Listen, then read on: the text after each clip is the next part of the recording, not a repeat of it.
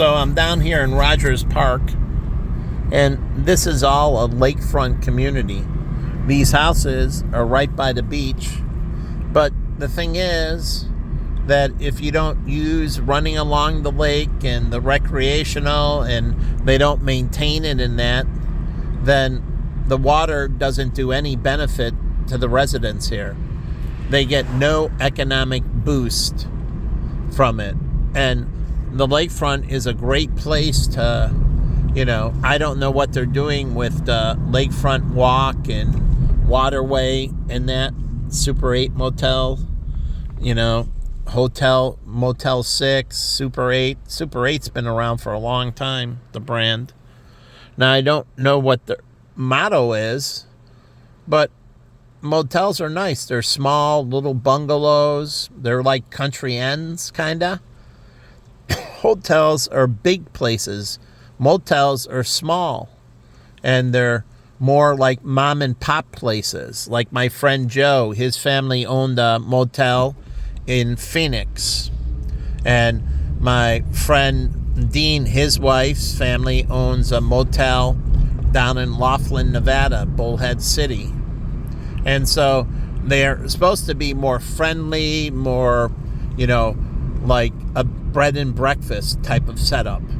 And if motels would get back to its origins of more the bed and breakfast and this more touchy-feely, warm environment, and it was because things got bad in the 70s and that, truly, they became these like flea bag places and that. It destroyed the whole image of motels. Motels used to be really these mom and pop places where you went and they had this very unique feeling and, very touchy-feely bed and breakfast type of place.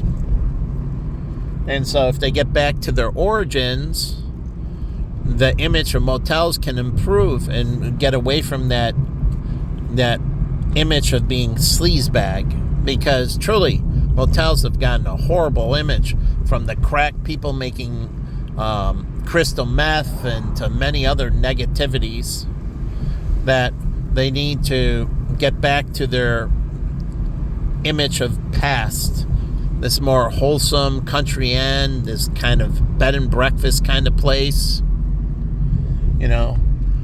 where you go and the people are friendly, things are welcoming. So here's another park right here, and this is now here, and I don't know what they're doing about their trail, lakefront trail. And so in here, they can put up a trail, and you can run along the lakefront and bike along the lakefront. So you have a small sidewalk here, but they got to figure out how to extend this. So I don't know. The islands are beautiful here, but maybe they shrink the islands, truly shrink the islands and add to the sidewalk. So maybe you want to shrink the center islands and increase the amount of sidewalk, or maybe you can shift the street, and you can do this, but you would have to move the cemetery. Not much of the cemetery, but you can move the cemetery back some. And you're trying to figure out how to move this and continue on down the lakefront. Here's some lifeguard stands and that. But this goes up until Northwestern. And so you want to be able to continue on down the lakefront. And so that path right there, maybe they shift it over and move the cemetery over and shift the streets over so they can create a bigger, on the east side, a much wider multi-purpose sidewalk where you can bike and take your scooters and jog and walk. And so they can improve it. And then those rocks, they can improve the image and color of the rocks, and make it something, a little bit better. Maybe they can carve some seats into the rocks, little benches. Now, the benches would face inward or westward, but they could have little parts along it where they carve little rest spots into the rocks, and you can have a little seat and sit down. Or, you can sit down with you and your bicycles and, like a little bench, recreational area, and, a little break area. And so this is all going into Northwestern. Now you got two universities, Loyola and Northwestern. And Rogers Park and Evanston, they're joint communities. They border on each other. But do you ever see the mayor of Rogers Park talking, or the alderman of Rogers Park talking to the mayor of Evanston? And I don't know if there's an alderman for this area, how Evanston is broken down into districts. But you get up here, and it runs into a dead end down here. But this is all Northwestern. So you got to see how they're trying to redo the lakefront up here. So here's the wall again. And I don't know if there's beach or trails, and this goes all the way down. But this is something that can create great for student activities and that, sororities and fraternities and so on. And they can have Independence Day. But Independence Day is different. Now, we used to say goddamn independence, but GDI. But anyways, independence. So people that don't have a fraternity or sorority, but they can be part of social clubs and everything else. And fraternity and sororities can have social members. Oh yeah, that's right. My friend at the country club said you can be a full member, like being a member of a fraternity or sorority, and then you can have social members. Like my friend Brian, he was a social member, but we didn't charge him a fee, but you can charge him a fee to be a social member. They have to qualify in a certain way to be a social member of the sorority or fraternity, but you can have social members. You have your full members, and then you have your social members, that people that are allowed to come to the parties and attend social events of the fraternities and sororities. They're just social members, so they don't have any obligation or anything, but they have to meet requirements to be admitted and pay a fee, so that covers the cost of them attending events and that. But they can have social members.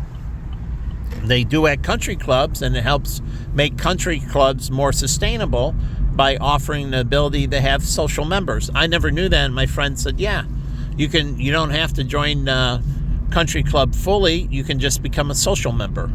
And so that means you have access to use the facilities and that. If they have events, you can attend, but you don't get free golf and that. You can't go out on the putting green or any of that, but you can go hang out in the lounge and participate, eat at the restaurants and so on. And if they have any events, you can attend those events. And so fraternities and sororities can have social members. So giving those people that don't want to join a fraternity or sorority, but want to have experiences in college of a fraternity and sorority, and so you can get social members they can become, and you would have your different fraternity and sororities having different criteria for their social members. But here's some nice Halloween stuff. And so you can have social members.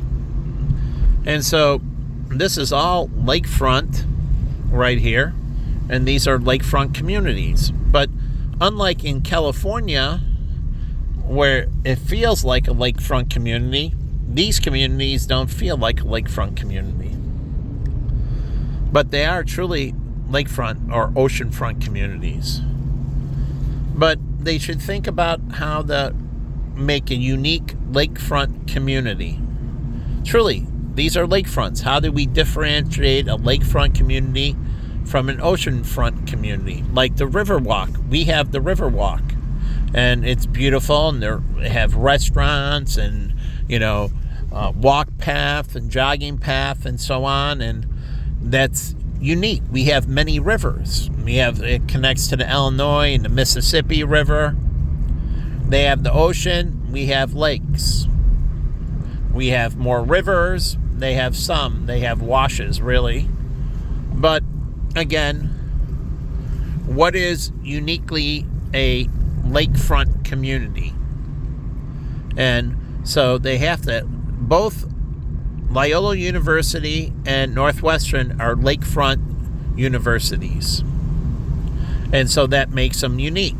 Now, the thing is, at both of them, but more so Northwestern, walking across the campus in the middle of the winter, that breeze that comes off the lake is unbelievably cold.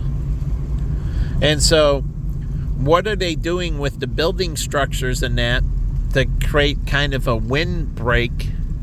So the campus, let's go down here. So the campus is a little bit less exposed to direct wind.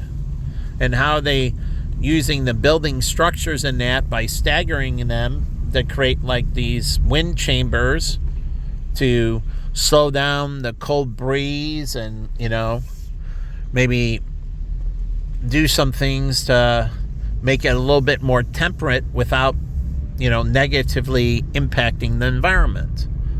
But I don't know. And this is a beautiful park, and they have camps. Like my friends used to come up here, I think for wrestling camp, I know for a fact, at Northwestern. So they used to come up and run wrestling. The wrestling program at Northwestern used to run a wrestling camp during the summer for high school kids. I wanted to go. And obviously the Northwestern University and they can run basketball camps, wrestling camps, and that for high school and elementary students. So that brings money into the different sporting programs. You can run summer camp